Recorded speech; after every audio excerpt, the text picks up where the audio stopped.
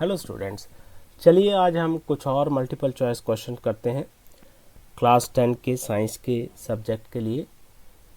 तो आपको पता ही है कि आपके एग्ज़ाम जो है नवंबर में शुरू हो जाएंगे और टर्म 1 में सारे मल्टीपल चॉइस क्वेश्चंस आते हैं। तो let's start without wasting any time. तो the first question is for today, 3 beakers labeled as A, B and C, each containing 25 ml of water.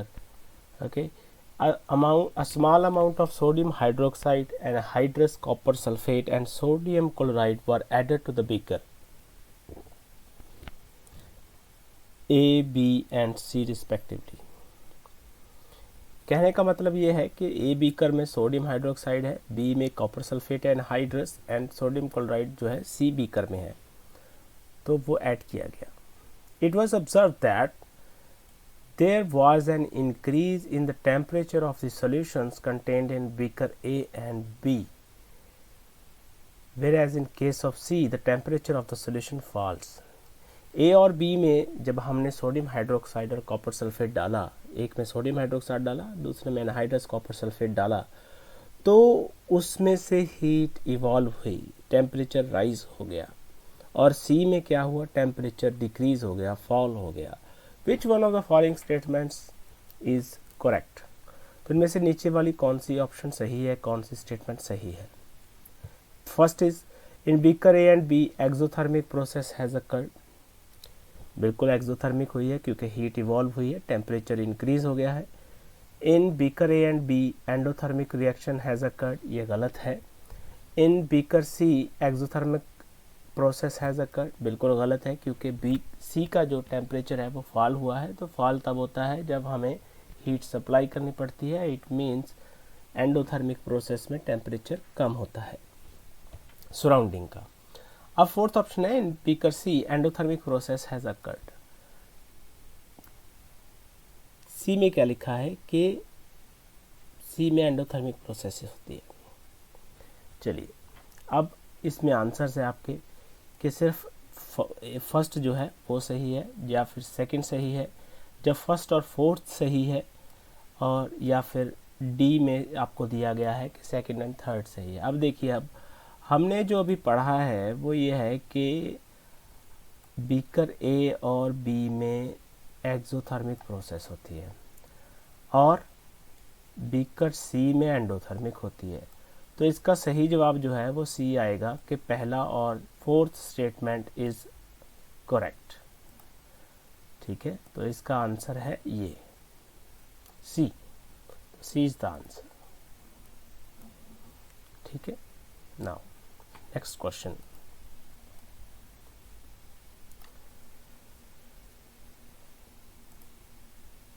A dilute ferrous sulfate solution was gradually added to the beaker containing acidified permanganate solution. Ferrous sulphate के solution में हमने थोड़ा थोड़ा करके gradually लगातार acidified permanganate solution डाल दिया है। The light purple colour of the solution fades and finally disappears. कि जो लाइट पिंक जो लाइट पर्पल कलर होता है वो सोल्यूशन का धीरे धीरे डिसअपियर हो जाता है। Which of the following is the correct explanation for the observation? अब इनमें से कौन सी रिएक्शन हो रही है यहाँ पे जो इसकी ऑब्जर्वेशन के लिए सही है?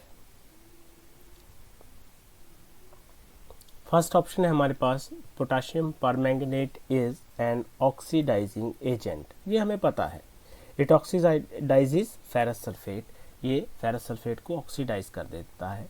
और बी ऑप्शन है ferrous sulphate acts as an oxidising agent and oxidises KMnO4। No, क्योंकि KMnO4 is stronger oxidising agent than others like ferrous sulphate. इसी तरह सी ऑप्शन है हमारे पास the colour disappear due to dilution, no reaction is involve. वो कह रहे हैं कि डिल्यूशन हो रही है, इस वजह से जो है रंग कलर जो है खत्म हो जाता है। Potassium permanganate is an unstable compound and decomposes in the presence of ferrous sulphate to a colourless compound, जो कि बिल्कुल सही आंसर नहीं है। तो बेटा इसका जो सही आंसर है वो है potassium permanganate is an oxidising agent it oxidises ferrous sulphate, जिसकी वजह से पोटाशियम परमैंगनेट टूट जाता है और होता क्या है, हमारा जो सोल्यूशन है वो पर्पल कलर खत्म हो जाता है, क्लियर सोल्यूशन हो जाता है। ठीक है, तो इसका आंसर है हमारे पास ए।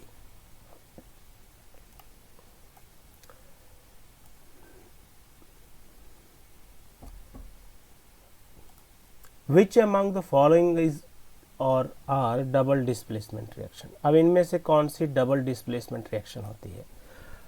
सबसे पहले हमें ये जानना होगा कि डबल डिस्प्लेसमेंट रिएक्शन होती क्या है।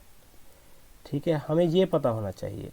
डबल डिस्प्लेसमेंट जो होती है उसमें क्या होता है कि कोई रिएक्शन जिसमें दो आयंस एक्सचेंज हो, ठीक है, उसको कहते हैं डबल डिस्प्लेसमेंट। डिस्प्लेसमेंट रिएक्शन होती क्या है कि एक हमारे पास आयन है, उसको दूसरा आयन आके हटा दे और खुद उसकी जगह ले ले। ठीक है, डबल डिस्प्लेसमेंट में क्या है, दो आयन्स की डिस्प्लेसमेंट हो, दो आयन की जगह पोजीशन जो है चेंज हो, तो उसको डबल डिस्प्लेसमेंट कहा जाता है। अभी हम देखते हैं, हमारे पास लेड है और कॉपर क्लोराइड है, लेड क्लोराइड बन जाता है और कॉपर। अब इसमें तो देखिए आप, एक ही जगह थी, ठीक है, सिंगल प्लेस था, यहाँ पे कॉपर ही चेंज हुआ है क्लोराइड से, वहाँ पे हमारे पास लेड लग गया आके। Now sodium sulphate and barium chloride. अब आप देखिए कि सल्फेट के साथ सोडियम लगा हुआ है तो यहाँ पे बेरियम लग गया। अब क्लोरीन के साथ जो है बेरियम लगा हुआ है हमारे पास यहाँ पे, तो यहाँ पर क्लोरीन के साथ सोडियम लग गया। और थर्ड ऑप्शन है हमारे पास कार्बन और ऑक्सीजन मिलकर कार्बन डाइऑक्साइड बनाते हैं। तो ये जो रिएक्शन है ये कॉम्बिनेशन रिएक्शन का एग्जाम्पल है, क्योंकि दो डिफरेंट टाइप ऑफ स्पीसीज मिलकर एक स्पीसीज बनाते हैं, दो रिएक्टेंट मिलकर एक प्रोडक्ट बनाते हैं, तो उसको कहते हैं हम लोग कॉम्बिनेशन रिएक्शन। और दूसरा नेक्स्ट ऑप्शन फोर्थ क्या है ऑप्शन कि मीथेन है हमारे पास CH4 प्लस, इसको हम ऑक्सीजन की प्रेजेंस में जला रहे हैं, ये basically combustion of methane gas है। तो इसमें क्या है, कार्बन डाइऑक्साइड इवॉल्व होती है और हमारे पास वाटर। तो इसमें भी कुछ रिप्लेस नहीं हुआ है अगर आप गौर करें तो, लेकिन लेट्स सी कि इसका सही आंसर क्या है। अब आप गौर कीजिए कि मैंने अभी कहा कि डबल डिस्प्लेसमेंट रिएक्शन वो होती है जिसमें दो आयंस एक्सचेंज हो। ठीक है, दो आयंस एक्सचेंज हो। अभी आप देखिए हमारे पास सल्फेट और क्लोरीन में क्या हो रहा है, इनके पास पहले बेरियम था तो यहाँ पर सोडियम आ गया, और यहाँ पर सोडियम था सल्फेट के साथ, बेरियम आ गया। तो ये रिएक्शन जो है ये हमारी डबल डिस्प्लेसमेंट रिएक्शन है। तो इसकी वजह से जो डी आंसर है वो सही है, इसका आंसर सेकंड ओनली है, तो बी हमारा ऑप्शन जो है वो सही है। ठीक,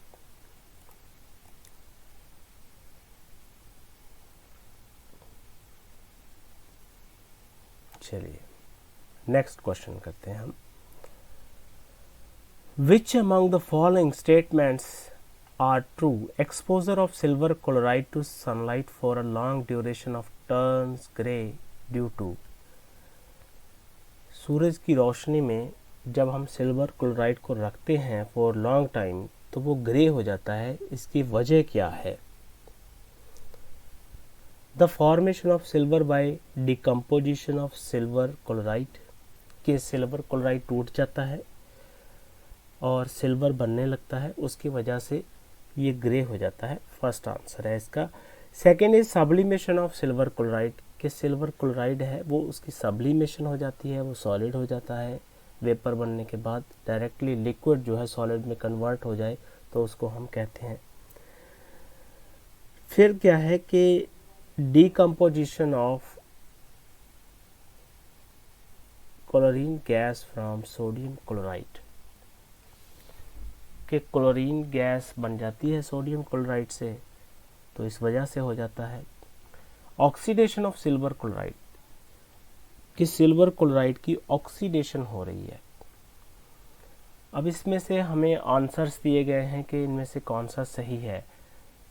ए है ओनली वन, फर्स्ट ऑप्शन सही है। बी कह रहा है कि फर्स्ट एंड थर्ड सही है, and C is the second and third, and D is the fourth only. अभी अगर आप गौर करें तो हमने जब लाइट रिएक्शंस पढ़ी हैं बुक के अंदर, तो उसमें क्या है कि सिल्वर क्लोराइड डिकम्पोज होता है, डिकम्पोजिशन रिएक्शन में, तो उसमें सिल्वर बनता रहता है और सिल्वर क्लोराइड जो है टूट जाता है इन द प्रेजेंस ऑफ सनलाइट। तो इस वजह से वो सॉल्यूशन जो है ग्रे हो जाता है। ठीक है,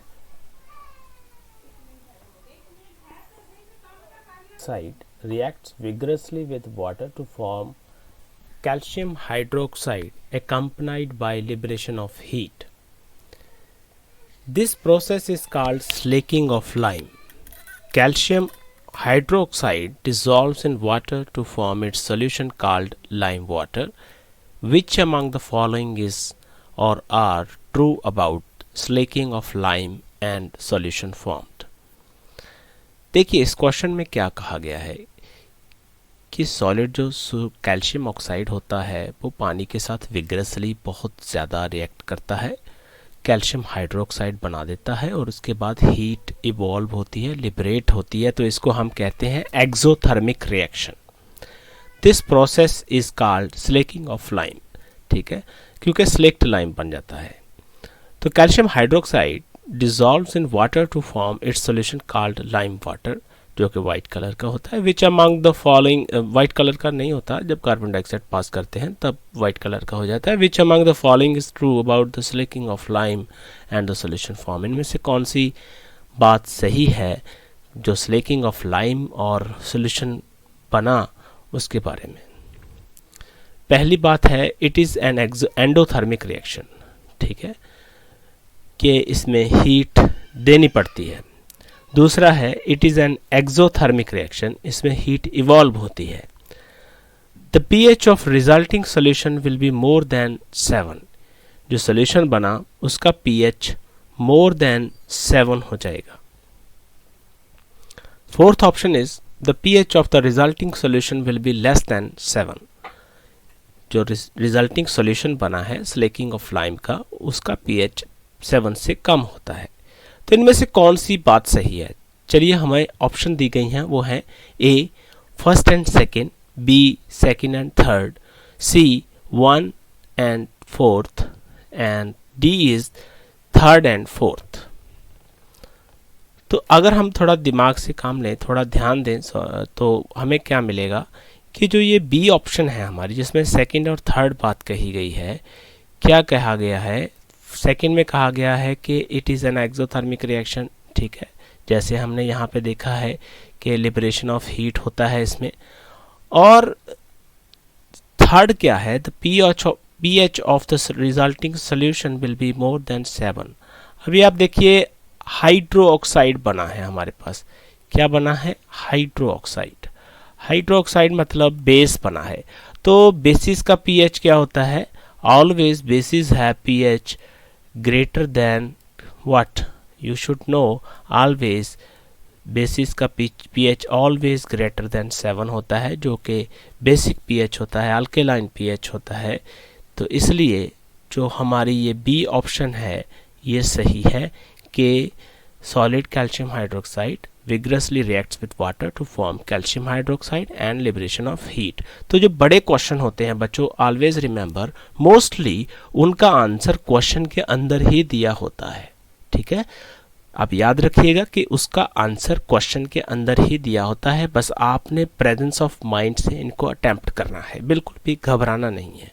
ठीक है, चलिए हम नेक्स्ट क्वेश्चन करते हैं। नेक्स्ट क्वेश्चन क्या है हमारा? Barium chloride on reacting with ammonium sulfate forms barium sulfate and ammonium chloride। Barium chloride जिसका फॉर्मूला होता है BaCl2 अमोनियम सल्फेट के साथ रिएक्ट करता है तो बेरियम सल्फाइड और अमोनियम क्लोराइड बना देता है। विच of the following correctly represents the type of reaction involved। इनमें से कौन सी रिएक्शन हो रही है? जो ये रिएक्शन हुई बेरियम क्लोराइड की अमोनियम सल्फेट के साथ, जिसने बेरियम सल्फेट और अमोनियम क्लोराइड बनाया, तो ये कौन सी रिएक्शन की एग्जाम्पल है? तो अब हमें बहुत ही इजी ये क्वेश्चन पूछा गया है। फर्स्ट क्या है ऑप्शन हमारे पास? डिस्प्लेसमेंट रिएक्शन है, ठीक है। सेकेंड इज प्रेसिपिटेशन रिएक्शन है, थर्ड इज कॉम्बिनेशन रिएक्शन है, fourth is double displacement reaction है। अभी हमारे पास ऑप्शंस हैं हमारी, तो फर्स्ट ओनली कि ये डिस्प्लेसमेंट रिएक्शन है, B is the second only, and C is fourth only, and D answer is second and fourth only. अभी हम देखते हैं कि हमारे पास जो ये सेकेंड है बेरियम सल्फेट, जो कि प्रेसिपिटेट हो जाता है इसमें, ठीक है, इस रिएक्शन में। तो एक तो ये बात हमें पता होनी चाहिए कि बेरियम सल्फेट क्या होता है? प्रेसिपिटेट होता है। अब देखिए जिसमें सेकेंड ऑप्शन है तो वो हो सकती है। अब देखिए दो बेरियम क्लोराइड और अमोनियम सल्फेट हैं, इसमें बेरियम सल्फेट और अमोनियम क्लोराइड बना है। अगर आप रिएक्शन को लिख करके देखें तो आपको पता चलेगा कि बेरियम, जो हमारा बेरियम क्लोराइड था BaCl2 है ना, ये है बेरियम क्लोराइड, और इसकी जो रिएक्शन हुई वो हुई है हमारी अमोनियम सल्फेट के साथ, ठीक है। NH4 होता है अमोनियम का फॉर्मूला, और इसके साथ हमारे पास सल्फेट लगा हुआ है, ठीक है, अमोनियम सल्फेट। देन हमारे पास बना क्या? अभी आप देखिए बेरियम सल्फेट बन गया। क्या बन गया बच्चों? बेरियम सल्फेट, BaSO4, ठीक है। नाउ और क्या बना? अमोनियम क्लोराइड बन गया, ठीक है, अमोनियम क्लोराइड। देखिए मैं अब इनको बैलेंस नहीं कर रहा हूँ, ये सिर्फ समझाने के लिए है। तो अमोनियम क्लोराइड बन गया। अगर आप गौर करें अभी तो हमारे पास यहाँ पे बेरियम था और यहाँ पे अमोनियम था, क्लोरीन के साथ यहाँ पे अब क्या आ गया है? अमोनियम आ गया है, और सल्फेट के साथ हमारे पास यहाँ बेरियम आ गया है। तो अब ये रिएक्शन जो है ये हमारी ये वाले ऑप्शन पे फिट बैठती है। क्यों? क्योंकि इसमें डबल डिस्प्लेसमेंट भी हो रही है। तो इस रिएक्शन को मैंने इसलिए लिख के दिखाया है ताकि आपको पता चल सके कि इसमें डबल डिस्प्लेसमेंट हो रही है, डबल एक्सचेंज ऑफ कैटायन, दो कैटायन एक्सचेंज हो रहे हैं, ठीक। तो आई एम श्योर आपको ये क्वेश्चन अब समझ में आ गया होगा। चलिए नेक्स्ट क्वेश्चन की तरफ चलते हैं। Electrolysis of water is decomposition reaction, ठीक है, ये आप याद रखिएगा कि इलेक्ट्रोलाइसिस ऑफ वाटर जो है वो डिकम्पोजिशन रिएक्शन है। The mole ratio of hydrogen and oxygen gases liberated during electrolysis of water is, ratio क्या होती है जो गैसेस इवॉल्व होती हैं, ठीक है। तो बेसिकली हम अगर पहले रिएक्शन लिखें तो आपको इजीली समझ में आ जाएगा। वाटर है, ठीक है, अब उसकी इलेक्ट्रोलाइसिस हो रही है। मैं यहाँ पे ऐसे ई करके इलेक्ट्रोलाइसिस, ठीक है, कर देता हूँ। तो इलेक्ट्रोलाइसिस हो रही है जिसमें क्या हो रहा है? हाइड्रोजन गैस और हमारे पास ऑक्सीजन गैस इवॉल्व हो रही है। अब इसको अब अगर आप बैलेंस करोगे, ठीक है, यहाँ बैलेंसिंग ऑफ इक्वेशन काम आएगी। कैसे आएगी? अभी आप देखिए यहाँ पे दो हाइड्रोजन है, ठीक है, लेफ्ट हैंड साइड पे भी दो हाइड्रोजन है, बट यहाँ पे दो ऑक्सीजन आ गए, पर यहाँ पे तो एक ही है। तो हम क्या करेंगे? हम स्टोचियोमेट्रिक रेशो के हिसाब से यहाँ पे दो लगा देंगे, ठीक है। तो दो लगा दिया। अब क्या हुआ? चार हमारे पास हाइड्रोजन हो गए, ठीक है, और दो ऑक्सीजन हो गए। अब यहाँ पे दो ऑक्सीजन का मामला तो कंप्लीट हो गया, ये तो ठीक है। अब चार हाइड्रोजन कैसे बनाएंगे? यहाँ पे हम 2 लगा देंगे। तो अब ये रेशो हो गई। अब आप देखिए इसमें से कौन सा आंसर है आपका कि जब इलेक्ट्रोलाइसिस होती है वाटर की तो वाटर की डिकम्पोजिशन हो जाती है। तो अब mole ratio of hydrogen and oxygen gas कहने का मतलब किस रेशो में हाइड्रोजन गैस और ऑक्सीजन गैस के मोल्स रिलीज होंगे, ठीक है, उनके मोल की रेशो क्या होगी, क्या होगी। तो अब आप देखेंगे कि 1:1, यहाँ पे 1:1 है। अगर आप देखें, अगर मैं आपको यहाँ इसके रेशो भी लिख देता हूँ, ये 2 है, तो यहाँ पे ऑक्सीजन के आगे 1 है, तो सिंपली क्या है 2:1, सीधा सा आंसर है। इसमें कुछ बहुत बड़ी साइंस नहीं लगानी हमने। तो इसका आंसर जो है बी आएगा कि 2 और 1 की रेशो में ये हमारे यहाँ पे बन रहे हैं हाइड्रोजन गैस और ऑक्सीजन गैस जब वाटर की इलेक्ट्रोलाइसिस होती है। चलिए next, which of the following is और एन एंडोथर्मिक प्रोसेसेस, इनमें से कौन सी प्रोसेसेस हैं जिनको देने के लिए हीट चाहिए होती है। एंडोथर्मिक रिएक्शन होता है जिसको हीट सप्लाई करनी पड़े हमें, ठीक है। कौन कौन सी हैं? Dilution of sulphuric acid, acid को डिल्यूट करते हैं तो क्या होता है? एक्सोथर्मिक रिएक्शन होती है बच्चों, हमेशा एक्सोथर्मिक रिएक्शन होती है, ठीक है। सब्लिमेशन ऑफ ड्राई आइस, अब ड्राई आइस क्या होती है? ड्राई आइस होती है कार्बन डाइऑक्साइड, ठीक है। सब्लिमेशन ऑफ कार्बन डाइऑक्साइड कहने का मतलब, सब्लिमेशन क्या होती है ये ध्यान में रखिए कि जब कोई चीज़ या तो सॉलिड से सीधी गैस बन जाए, ठीक है, और गैस लिक्विड ना बने, ठीक है, या फिर गैस सीधी सॉलिड बन जाए तो उसको हम सब्लिमेशन कहते हैं। और ड्राई आइस जो है वो कार्बन डाइऑक्साइड होती है।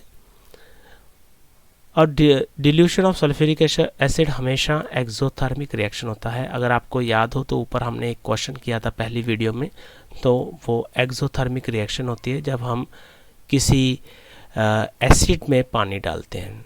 कंडेंसेशन ऑफ वाटर वेपर्स, ठीक है, जब वाटर के वेपर कंडेंस होते हैं तो क्या ये एंडोथर्मिक रिएक्शन है।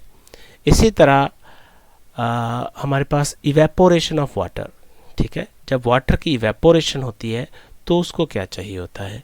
तो इसमें कोई बहुत रॉकेट साइंस नहीं है। अभी आप देखिए कि ये जो हमारा सब्लिमेशन ऑफ ड्राई आइस है तो इसके लिए हमें एंडोथर्मिक प्रोसेस देनी पड़ेगी। क्या करना पड़ेगा?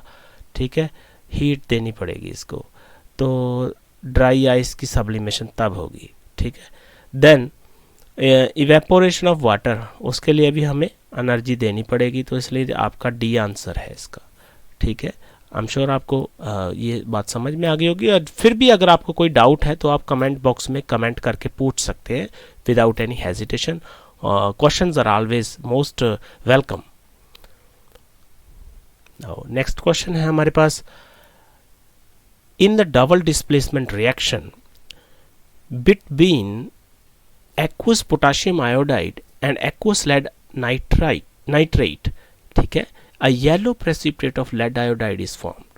कि जब डबल डिस्प्लेसमेंट रिएक्शन होती है, पहले तो उन्होंने हमें बता दिया कि डबल डिस्प्लेसमेंट रिएक्शन होती है किसकी होती है? एक्वस पोटाशियम आयोडाइड की। पोटाशियम आयोडाइड को हमने वाटर में सोल्यूबलाइज किया हुआ है। एंड एक्वस लेड नाइट्रेट, और एक्वस सोल्यूशन है हमारे पास लेड नाइट्रेट का। A yellow precipitate of lead iodide is formed, ठीक है, जब ये रिएक्ट करते हैं तो येलो कलर के लेड आयोडाइड बन जाते हैं। While performing the activity, if lead nitrate is not available, अगर ये काम करते हुए lead nitrate हमारे पास ना हो, which of the following can be used in place of lead nitrate? अब lead nitrate की जगह हम कौन सी चीज़ यूज़ कर सकते हैं? तो ये सिंपल हमें क्वेश्चन पूछा गया है, ठीक है। अब देखिए अब कि हम lead सल्फेट यूज़ कर सकते हैं, लेड एसीटेट यूज़ कर सकते हैं, या फिर अमोनियम नाइट्रेट, या फिर पोटाशियम सल्फेट। अब देखिए हमें सिंपल सी बात है कि जो लेड सल्फेट है हमारे पास वो इनसॉल्यूबल होता है, ठीक है, तो इसलिए इनसॉल्यूबल है तो ये क्या करेगा? ये आयोनाइज नहीं होगा, ठीक है, लेड के आयंस नहीं बनेंगे इसमें, जो हमारे लेड के आयंस हैं वो नहीं बनेंगे, तो इसलिए हम इसको यूज़ ही नहीं कर सकते। डबल डिस्प्लेसमेंट में तो आयंस का डिस्प्लेसमेंट होता है, तो इसलिए हम क्या चीज़ यूज़ कर सकते हैं? तो वो है लेड एसीटेट। क्या यूज़ कर सकते हैं? Lead acetate.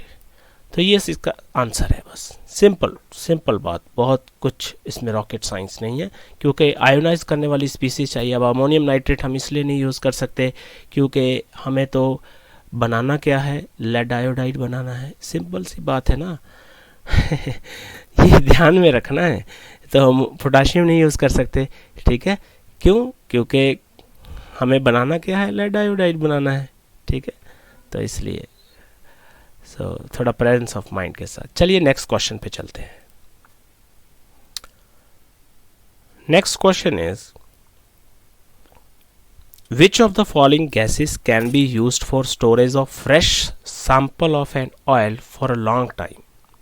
इनमें से कौन सी गैसेस हैं जिसके साथ हम फ्रेश सैंपल को स्टोर करने के लिए यूज़ कर सकते हैं, खासकर वो वाला सैंपल जिसमें ऑयल हो, ठीक है।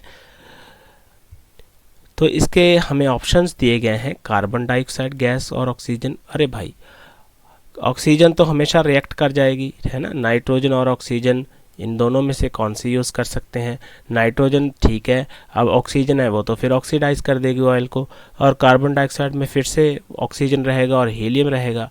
तो इनमें इन्होंने कहा है कि कौन सी गैसेस हम फ्रेश ऑयल सैंपल को लॉन्ग टाइम के लिए स्टोर करने के लिए यूज़ कर सकते हैं। अब देखिए डी ऑप्शन जो है ना हमारी, हीलियम, हीलियम एक इनर्ट गैस है, नोबल गैसेस है, और इसी तरह नाइट्रोजन भी एक इनर्ट गैस है। जो आपके कुरकुरे और चिप्स के पैकेट्स होते हैं, इसी तरह आपका जो भजिया होता है, ये सारे नमकीन जो हैं इसमें या तो हीलियम होती है या नाइट्रोजन होती है। नाइट्रोजन गैस ज़्यादा भरी जाती है क्योंकि वो थोड़ी सस्ती रहती है, ठीक है। तो ये ऑक्सीडेशन ऑफ द ऑयल्स से बचाने के लिए, रेंसिडेशन जो रेंसिडिटी होती है उसको प्रिवेंट करने के लिए गैसेस यूज़ की जाती हैं, ताकि फूड जो ऑयल से बना हुआ फूड है, फ्राइड फूड है, वो ख़राब ना हो जाए, ठीक है। सो ये आंसर है, हीलियम और नाइट्रोजन स्टोरेज के लिए, ऑयली फूड को स्टोरेज करने के लिए यूज़ की जाती हैं।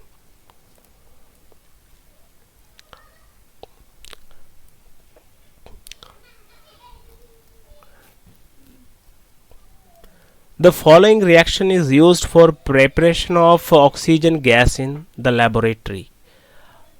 ठीक है, इनमें से कौन सी ये रिएक्शन जो है वो ऑक्सीजन गैस बनाने के लिए यूज़ की जाती है? क्या होता है? पोटाशियम क्लोरेट है, सॉलिड होता है, ठीक है, उसे हीट दी जाती है और कैटलिस्ट डाला जाता है, जिससे पोटाशियम क्लोराइड सॉलिड बच जाता है और ऑक्सीजन गैस बन जाती है, ठीक है।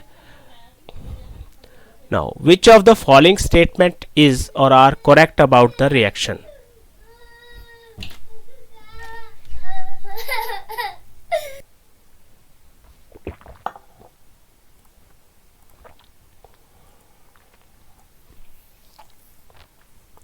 Next question है बेटा, the following reaction is used for the preparation of oxygen gas in the laboratory.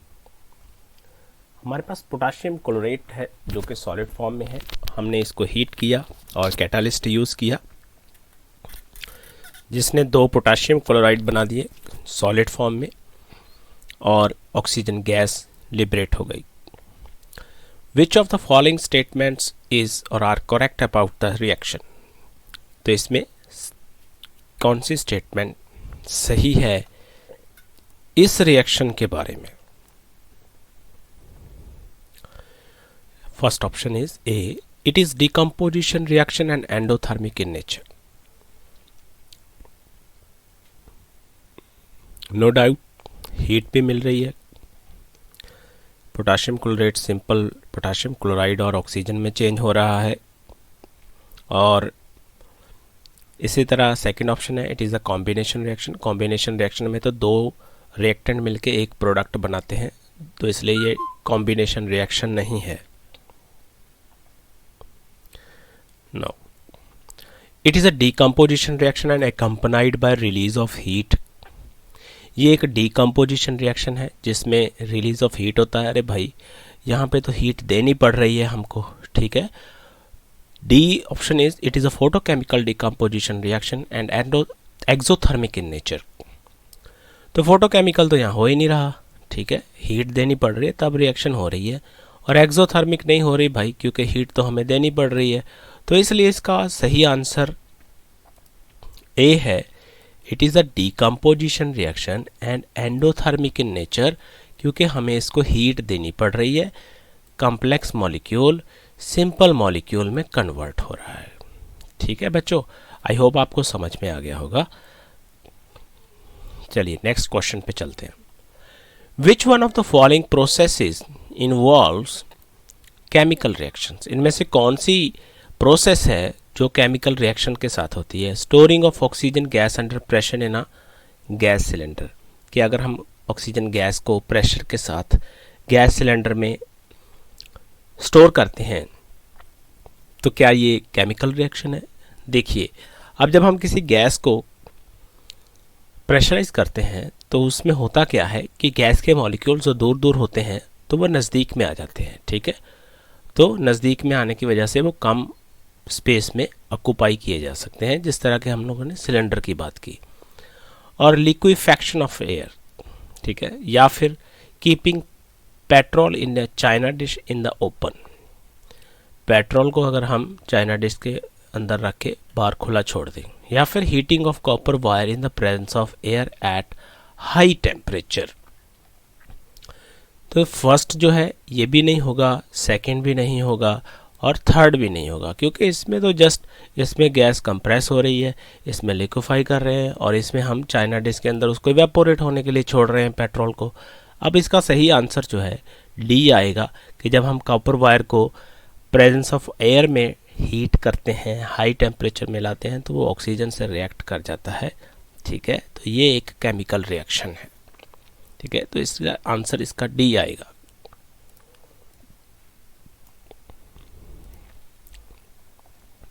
In which of the following chemical equations the abbreviations represent the correct states of the reactants and products involved at room reaction temperature?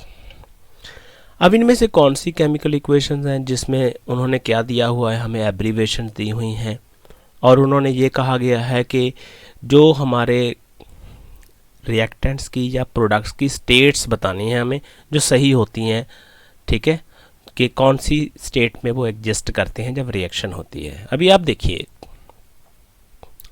हमारे पास hydrogen gas होती है, यहाँ पे hydrogen liquid है और oxygen भी एक liquid बनाया हुआ है इन्होंने, ठीक है। और हमें क्या बताना है, करेक्ट स्टेट बतानी है। और वाटर को इन्होंने गैस बनाया हुआ है जो कि एक लिक्विड होता है, ठीक है। मैं साथ साथ लिखता चलता हूँ, ठीक है, आप लोगों को इजी रहेगा। तो ये भी गैस होती है, तो ये लिक्विड होता है। सिमिलरली हाइड्रोजन गैस, ठीक है, ऑक्सीजन लिक्विड, ये गलत है क्योंकि ये ऑक्सीजन एक गैस होती है और वाटर एक लिक्विड है, ठीक है, लेकिन इसमें ये गलत है, तो ये भी आंसर नहीं हुआ। फिर क्या है, हाइड्रोजन गैस है, ऑक्सीजन भी गैस है, वाटर एक लिक्विड है, 17, ठीक है। तो ये 17th क्वेश्चन हम कर रहे हैं। हमने एग्जाम्पलर लिया हुआ है ताकि आपको प्रैक्टिस करवाएं और उसके बाद फिर हम नए इम्पोर्टेंट क्वेश्चंस और डिफरेंट क्वेश्चंस बना के आपको पढ़ाएंगे।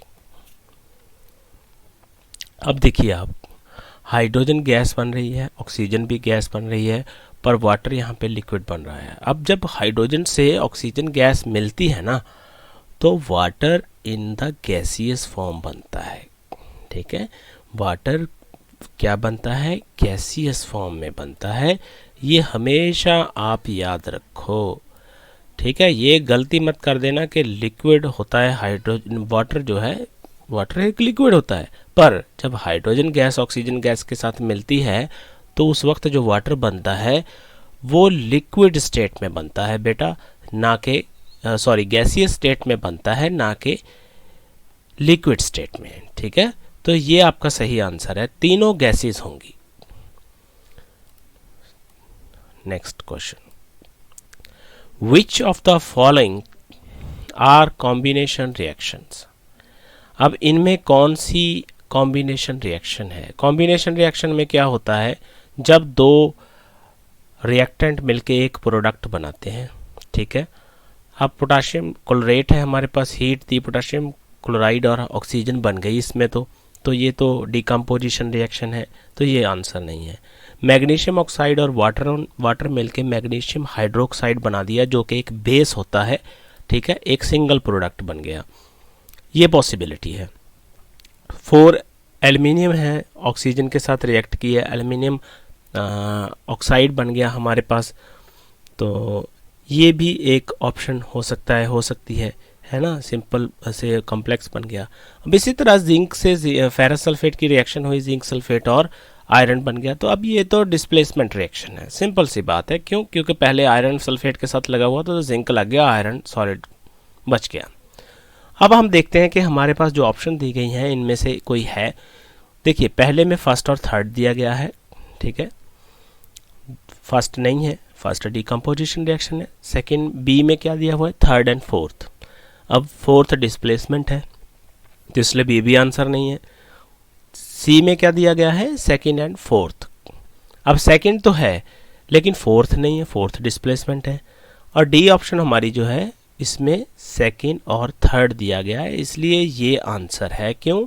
क्योंकि जो मैग्नीशियम ऑक्साइड की वाटर के साथ रिएक्शन होकर मैग्नीशियम हाइड्रोक्साइड का बनना है वो एक कॉम्बिनेशन रिएक्शन है, दो रिएक्टेंट मिलके एक प्रोडक्ट बना रहे हैं। इसी तरह हमारे पास एल्युमिनियम का ऑक्सीजन के साथ रिएक्शन एल्युमिनियम ऑक्साइड बनता है, तो ये भी दो रिएक्टेंट मिलके एक प्रोडक्ट बना रहे हैं जो कि कॉम्बिनेशन रिएक्शन की निशानी है, ठीक है। जो this reaction is a type of combination reaction. तो बच्चों ये आज के लिए इतना ही काफ़ी है। तो इसके आगे अगर आप देखना चाहते हैं तो आप हमारे चैनल पे सब्सक्राइब कीजिए, SPS अकेडमी फॉर एक्सीलेंस। हम आपके लिए नई वीडियो अपलोड करेंगे, नई वीडियो बनाएंगे जो कि पूरे आपके फर्स्ट टर्म के सिलेबस को कवर करती होंगी। तो आप इसको ज़्यादा से ज़्यादा शेयर कीजिए ताकि आपके साथी भी और आपके कलीग्स जो हैं वो इसका बेनिफिट ले सकें और आप सबकी अच्छी तैयारी हो सके और अच्छे मार्क्स आप लोग लेकर अपना करियर स्टार्ट कर सकें, ठीक है। अगर आपको कोई डाउट है